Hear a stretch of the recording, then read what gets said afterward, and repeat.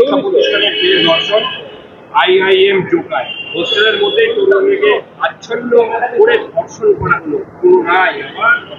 পশ্চিমবাংলার মানুষের আর অপমানের শেষ নেই।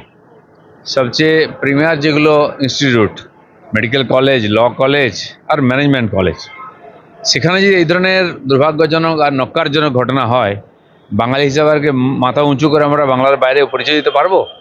আজকে সেই সংকটের সময় এসে গেছে। সারা পশ্চিমবাংলার লোককে এটা ভাবতে হবে যে কারা সরকার চালাচ্ছে। মমতা ব্যানার্জির কোনো স্টেটমেন্ট আমরা দেখি না। তার মানে কি উনি এগুলো সমর্থন করছেন? তার অনুপ্রেরণায় এই সমস্ত ধর্ষণের ঘটনা হচ্ছে? এটা আমাদেরকে ভেবে নিতে হবে তাহলে এরপরে।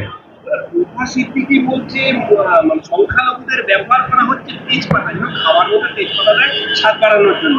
আবার ইব্রাহিম সিদ্দিকী বলছে চায়ের ভাড়ের মতো, মানে চাকে না, আমি বলছি এই যে নেতারা মুসলমানদের, যারা এতদিন মুসলমানদেরকে ঠিকা নিয়েছিলেন, মুসলমানদের ভোটের এরা হচ্ছেন এজেন্ট, টিএমসি, সিপিএম, কংগ্রেসকে বারবার জিতিয়ে নিয়ে এসছেন।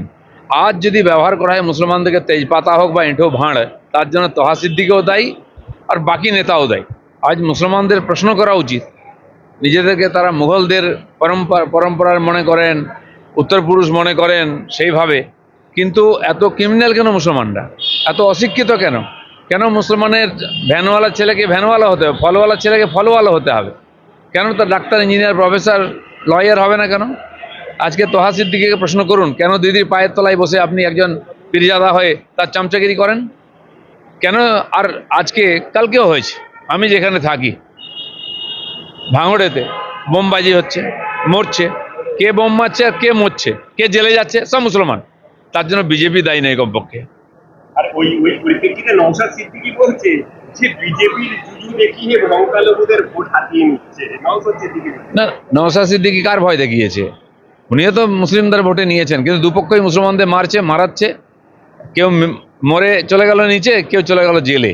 লাভটা কার হচ্ছে? মুসলমানরা এখানে দাওয়ার বোর্ডের মতো ব্যবহার হচ্ছে। আমরা তো বারবার এটাই বলেছি। মোদি কমপক্ষে এটা করেননি, তিনি সবকা সাথ সবকা বিকাশ করেছেন। মোদিজি এখানকার একটি মুসলমান ছেলের জন্য যে স্টাইপেন্ড পাঠান, সেটা ভেঙে দুটুকরো করে দুজনকে দিয়ে মমতা ব্যানার্জি ভোট নেন। ভাবতে হবে মুসলমানদের নিয়ে কি হচ্ছে। ব্যুরো রিপোর্ট, সোনারপুর বার্তা।